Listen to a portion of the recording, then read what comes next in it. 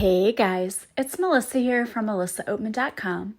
Welcome to Awaken Your Inner Awesomeness, a daily podcast devoted to spirituality and self-help. If you're new, I want to welcome you. If you're returning, welcome back. So today I wanted to talk to you guys about not allowing little bumps in the road, triggers, whatever, to affect you throughout your day. I wanted to relay a story of something that happened to me during my day because I thought it might help some people out there. If you have gone through something traumatic in your life, if you've experienced trauma, then you know that your brain reacts differently to trauma than people who have not been exposed to trauma. And what happens is we have a fight or flight response. And so when something happens to you and it throws you off guard, you go into that flight or fight response. And it's, again, a survival instinct that you learned because you went through trauma. But even though you've gone through trauma and you have that fight or flight instinct in you, even though that's like a natural tendency, we can still retrain our brains. We can still get out of that fight or flight response mode. It takes work and it takes healing, but it is possible. So I want to tell you what happened to me today, and this is why I decided, you know what, I need to do a podcast about this because I know that I'm not the only one experiencing this with my kids, and I know I'm not the only one who's ever... It didn't personally happen to me. Like, I don't have the flight or fight response. It happened to my kids. And they're the ones who are constantly in this mode of fight or flight. And it's because of the trauma they went through with their dad. And so it's hard for me to help them. Like, I'm trying to help them. But it's hard for me as someone who really has healed and gone past the trauma to understand the flight or fight mode anymore because I have not done that for so long. But I understand what they're going through and what's happening. But when it's your own kids, I think it just makes it that much harder. But I thought, you know what? There are other people out there who are probably experiencing similar things. So I wanted to do this podcast episode about this. So what happened to me today, it was my kid's 18th birthday, which is supposed to be a very special day, a great day. And it was, it started off great. They both got to school. I brought cupcakes in for them and put a candle in the cupcake and sang to them. In German class, we sang to my daughter in German, and my son came in for study hall. We all sang to him. And they were happy, and things were, we were making plans for dinner and how we were going to go out and celebrate with the whole family. And then in 1 second, that whole mood changed. Their dad, who they have not talked to in 6 months, not said a word to in 6 months, and he knows something's up. Like, he knows that they are angry with him because of what they experienced with him when he had them for the weekend or for his 2 weeks in the summer. And he sent a message that was very much a guilt-toned message. I mean, it was, if you didn't know the situation, if you didn't know the past, if you didn't know their dad, you'd be like, oh, that was just a nice message to send to your kids, for their birthday. You have to know this man to know that he is smart enough to know that that would trigger them. You can't be that stupid. You haven't talked to them in 6 months, but you're going to text them today? Like, something's up. They're angry with you. And he texted something like, I'm so proud of you and you're making great choices and, I love you forever. And, it's guilt. This is what it is. People will try to manipulate and control people when they think they can. And this man is like the king of using manipulation to get people to do what he wanted them to do. And it's all about control. And I hate to say that because I know I sound like a horrible person saying like their dad only wants to control them and he's manipulative. But if any of you out there are listening have ever been with a toxic person who is manipulative, you know that that's exactly what they do to get you. They cry, they use emotions. I talk about this in my book. This is how he operates. It's not at all about the true emotion. I don't even know that he's capable. I don't know. I just don't know if he's truly capable of feeling real emotion. I think he just knows how to use it to manipulate people and to get what he wants. So in this one little text that he sent my children into a tailspin. It went from they had a great day to now they're in tears and about to have a panic attack because they didn't expect to hear from him and they don't want to talk to him. And it brought up all of this past stuff. And that's very difficult as a parent to watch that and to go through that. And you're trying to bring them back to some sense of normalcy. And the thing is, until you really heal that stuff and until they heal that stuff, hearing from him is always going to cause a reaction. It just is. Because it's a way of him having power over them. And what you have to learn how to do is to learn how to not give away your power to other people, to not react, to not allow something like that to trigger you. And you may be saying, oh yeah, good luck with that. Like, that's really difficult. And I get it. It is extremely difficult not to react or not to have some kind of reaction or emotion when something triggers you. But I'm here to tell you, I wrote about this in my book. I talk about this in my book, Beautifully Broken. The day that I learned that when I stopped having an emotional reaction to him, when I stopped feeding him my energy, was probably the most free I have ever felt in my entire life, because it absolutely works. When you stop allowing others to trigger you and you give your energy to them, it becomes no fun, because what manipulators like to do, it's all about control. And they love pushing your buttons. They love pushing your buttons because that's fun to them. It's like, look what I can do. I can make her have this reaction. And that's exactly what they're doing. You know, my mom, when we were little, my sister and I, my brother would just tease the crap out of us and annoy us. And we were just like, oh my gosh, Mom, will you please punish him? Please make him stop. He would do whatever just to annoy you, like stick his finger right in front of your face but not actually touch you and be like, I'm not touching you.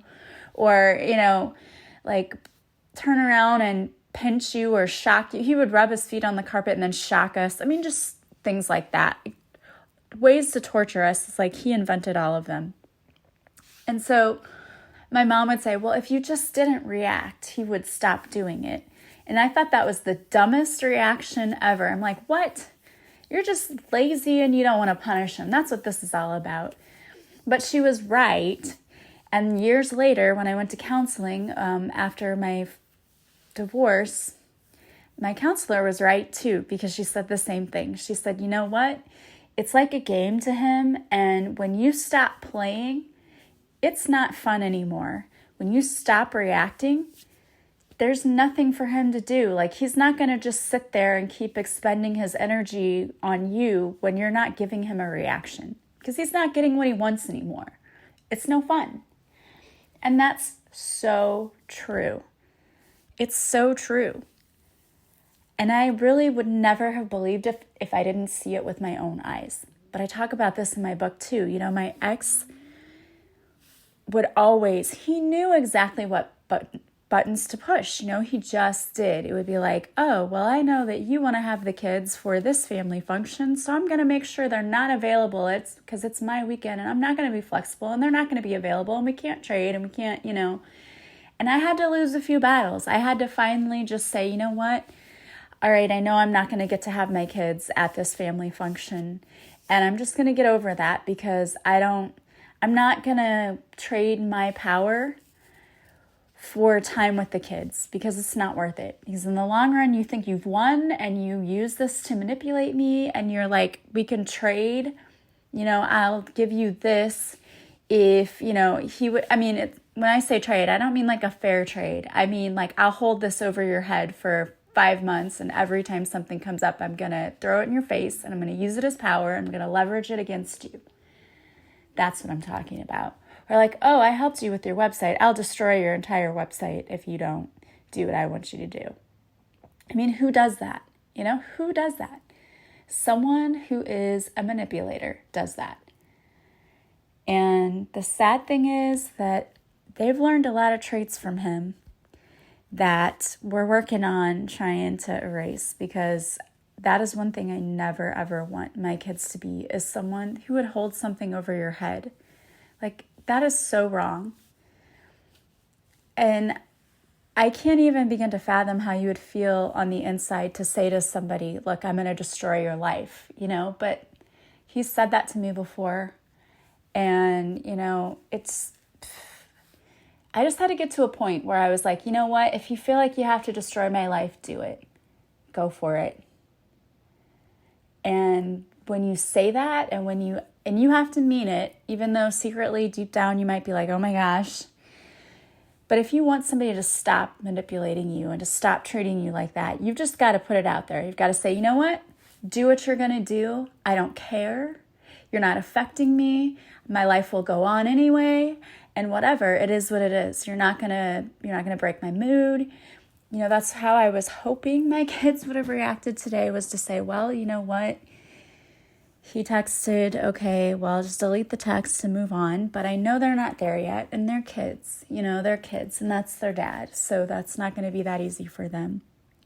But that's where I want them to get to, is a place where him sending them a text in the middle of the day doesn't ruin their day. And that's where I want you guys to be too, because that's where you should be. No one should have the ability to bring you to your knees. No one should have the ability to make you feel bad about yourself. And the only way people do have that ability is when we allow them to. We absolutely give up our power to them when we allow them to shake us from our foundation. And a lot of people don't understand that, because you get so caught up in your head, like, well, I have to do this, I have to be this, I have to do that. No, you don't. Even if it's family, because this is their dad, guys. This is their dad. You don't get any more family than that, right? You absolutely can check out from a relationship, even if it's family, if they're being toxic to you. Why would you want to stay with someone who puts you down all the time? You know, I love my mom, but sometimes she can have the tendency to be very direct with what she says, and sometimes it ends up being hurtful, and she doesn't necessarily mean it that way, but it'll come right out of her mouth. And like, now my siblings and I, like, we just all kind of look at each other like, okay, you know, here it is, because we know, we've gotten used to it. And there was a time when that would have bothered me, when I would have spent the whole evening like stewing about what she said. Like, how could she say that? You know, she's my mom. She's supposed to be supportive of everything I do. And not that she wasn't, but she just has a way of being like, well, if you really want to do that, I don't think it's a great idea. Like, I think it's kind of stupid. Like, you're pretty gullible if you think, you know, and the way she would say it is like she's trying to protect you, but it comes off as like putting you down. And I know she doesn't mean it that way. And I think, you know, again, we just do what our parents did. I think her parents probably did that to her. But, you know, now I've gotten to a point where I don't let it bother me, number one. And number two, I just give her a look now, and she'll like backtrack and be like, well, I didn't mean, what I meant was. And she said something to me one day. She said, you're the only one who tells me when I do something that's not right or something. She said, made some kind of comment like that. Like, your brother and sister don't stand up to me, but you do. And, you know, I was like, well, I mean, yeah. You know, that's part of this whole process. I am going to set a boundary for myself. And if you cross it and I don't like it, you're going to hear about it, because I don't want you to do it again. And that's a whole part of this whole thing, is when we set healthy boundaries for ourselves and people cross them, we remove those people. You know, we say, no, you're not going to do that to me. It doesn't mean that we lose our cool and we get upset. It just means we say, you know what? you're not going to treat me that way. I'm going to stand up for myself, and you're not going to take my personal peace. I'm not giving it to you. I'm not going to be upset and affected by what you did. And let's be realistic. You're going to be triggered and you're going to get upset. But it's learning how to keep emotionally stable when someone is trying to throw you off balance. Because honestly, that's what people are trying to do. Because if you're off balance, it's easier to take you down. And what we need to do is learn how to pause, really. A big problem, they didn't respond to him, and that's one thing. But we have a tendency when people do things to us to just react, and we get all emotional, and we get upset, and I used to feel, I don't know about you, but I used to feel like I would get so upset, I'd feel my heart racing and my blood pressure rising, and I'm surprised I didn't give myself like a stroke or a heart attack with the way I would react to things sometimes. And now I look back at that and go, why did I do that? That was a waste of energy, and I look really silly. But we're human, and the emotional part of our brain takes over, and when that happens, it's hard for us to be logical. So what we have to do is when something like that happens, take a breath, take a deep breath, okay, and just say to yourself, does this really affect me? Does this matter? Like this text from him, it doesn't mean anything, It's just a way for him to be like, hey, please talk to me. I want to be able to talk to you again so I can get back in and start doing what I do again, which is manipulate. And if in a perfect world, they were old enough and had been doing this practice enough to understand, what they would have done was said, oh, look at that, and said something like, isn't that interesting? And then just ignored it and went about their day and not let it affect their day. But that's not what happened. And that's, I think, what happens to a lot of people is that's not what happens. You don't just ignore it and go, oh, well, you have this deep emotional reaction, and then you get into that fight or flight mode. And for some people, they have full-on panic attacks. And some people just get very upset and start expending all of this energy, screaming or crying or doing whatever they have to do. And the problem is that doesn't help you, and it doesn't fix anything. You really have to get to the point where you can see through people and you know what they're trying to do, and you don't let it get to you. So when someone throws a dig in at you, you just smile and say, and then keep going. It doesn't affect your day. And like I said, you're human, so it's going to take practice, and it's not going to be easy. But let me tell you that I've had lots of practice. My ex used to call me before work and start fights with me, so that like my whole day was like ruined. And it would be a constant me hanging up on him and him calling right back. And it was like 50 times in a row. And I mean, I would feel almost like I was in a fog because I was trying to like teach and do things for work, and he's still blowing up my phone, and it was awful. And when I finally just learned, when he starts doing that, turn off your phone. Don't respond. Just ignore it. Because it was never, ever about anything that needed my immediate attention.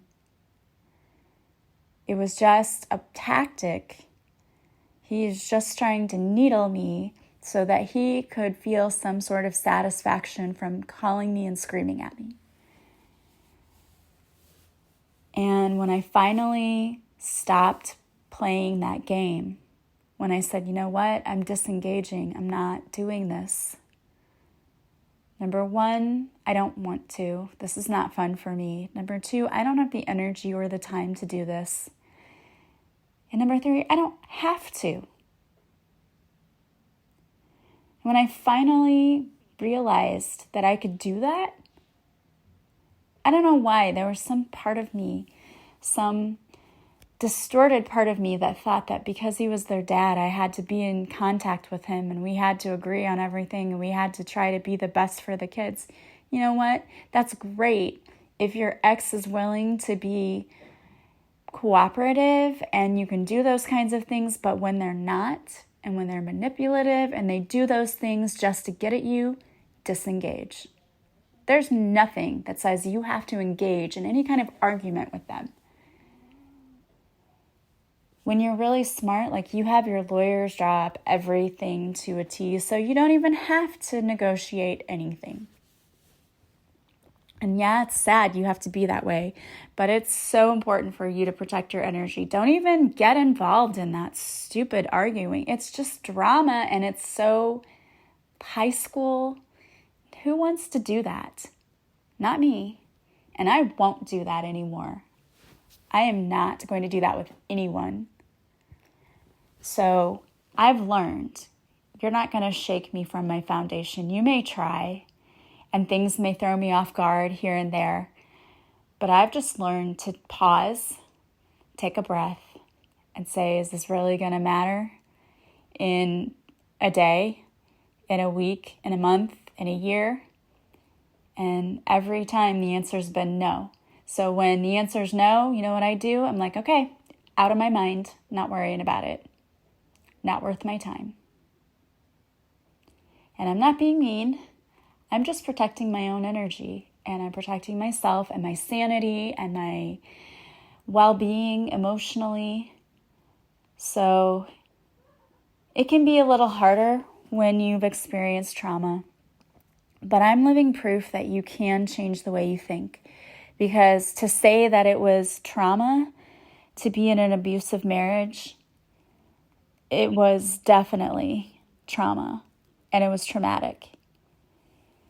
And I used to have that fight or flight instinct as well. But I've learned how to change the way I react. And when I changed myself, you better believe that my ex changed too, because he didn't even try to do that call me 50 times in a row crap. He didn't try it. He knew that that wasn't working with me anymore, and that wasn't going to get anywhere. In fact, I went to the police and filed a report against him, because you can't harass someone by phone. At least in Illinois, you can't. And they issued him a citation, and they said, do it again, and we're going to fine you $250, and you're going to go to jail. And that was, me standing up for myself. That was all it took. So if you get triggered by something or someone, take a deep breath. Know that it's other people's actions. It's never about you. It's not. They're reacting out of a place of deep hurt and wounding in themselves. When we say that when you don't heal yourself, you bleed all over people who didn't cut you, it's true. They're doing that. They're projecting their own inner wounding onto you. So don't give it a second thought. Just take a deep breath. Come back to a place of center. Come up with some kind of phrase you can say to yourself. My mentor always used to say, isn't that interesting? I'd say something else, I don't know. But come up with your own saying, like, oh, wow, look at that. Or surprise, surprise, look at that person trying to throw me off balance again. Whatever you have to say to yourself, that's like a key phrase for you to know. No, not today, Satan. Maybe not today, Satan would be a good one. It's like, no, you're not doing this to me today. I'm not allowing you to steal any of my personal power, any of my peace. No, not today or any day. And then clear your energy and come back to center, and don't let it throw off the rest of your day. Sometimes we are tested by people around us to really see how strong we truly are. And I know that you guys are so strong, and you can do anything. So I hope you're not dealing with toxic people in your life, but if you are, know that you're not alone, and that you don't have to give in to their toxicity. You don't have to be a part of it. You don't have to play the game. You can walk away. Family or not, you can walk away. All right, guys. Well, I hope you are having a peaceful day, and I am going to go and try to make the rest of my children's birthday amazing. And I want to pull a card for you. So the card I'm pulling for you is from Louise Hay's Heart Thoughts deck, and it's I am a magnet for miracles. When I change my consciousness and forgive those I need to forgive, healing miracles occur. Wow. I did not pick that, excuse me, to go with this, but it kind of does, doesn't it? Sometimes we just need to forgive people. You know, when someone throws you off balance like that, I said this to my daughter too. I said, you know what? You just picture your dad in your head in front of you and you say everything you need to say to him in your mind. Just say it like you're saying it to his face. And then tell him bye-bye and then let it go. You know, they're not at the point of forgiveness yet. I'm hoping that will be a place where they can go. I have already forgiven him because I understand that he's got so much going on within him that where do you even start? He's so wounded. I've already done my forgiveness, and I hope that one day they will be able to forgive him too. Only for them, you know? When we forgive others who need it, it's not about them. It's about us. It's about us letting go of the heavy burdens that we carry with us when we're carrying around all those hurtful memories, hurtful words, everything we're carrying. It's time to let it go. All right, guys. Well, I want to thank you so much for being with me. I want to tell you about 2 contests that I have going on right now. If you buy my Beautifully Broken book, or if you have already bought my book, then first of all, thank you. Secondly, I am having 2 contests. The first contest is if you bought my book and you take a picture of yourself with my book, and if it's the ebook, don't worry, you can just have the book up the title page on your ebook on your either tablet or phone or whatever you're reading it from. Take a picture of yourself with it and put a post on social media, whether it's Facebook, Instagram, Twitter, doesn't matter, and tag me in it, and I will enter you for a chance to win a free session with me. And I will be announcing the winners March 14th, and I will allow you to choose what you want, whether you want Reiki, not past life, but Reiki, coaching, or a reading. Also, if you click on my link for the review and you feel so inclined to leave a review, clicking on the link will also get you a chance to win a session with me. So all you have to do is, again, screenshot you going to that link with the review page, and I will enter you in the drawing. So I already have a few people entered, so get yourself entered to win, because who doesn't want a free coaching session, Reiki session, or reading? Also, if you just want to work with me, I have many things that I offer. You can go to my website, melissaoatman.com, to see all of the services that I offer, as well as a description and pricing. And when you're ready to book, you can simply contact me. All of my contact information is in the description to this podcast, and we can set up your session. Also, don't forget to follow me on social media. I go live on Facebook Mondays at 5:30 Central, and I upload readings to Instagram. And don't forget to subscribe to this podcast, share it with others, leave me a review. That helps other people find me. Leaving reviews for my book also helps other people find my book, and I really want to get it out to as many people as possible, because I think it's going to heal so many people. So that would be so super helpful for me if you would want to do that. And also, if you subscribe to my website, you'll receive a free morning and evening meditation. So I hope that you guys will have a beautiful day. I want to thank you so much for being here with me. As always, I am sending you massive love and light, and I will talk to you again soon. Bye-bye.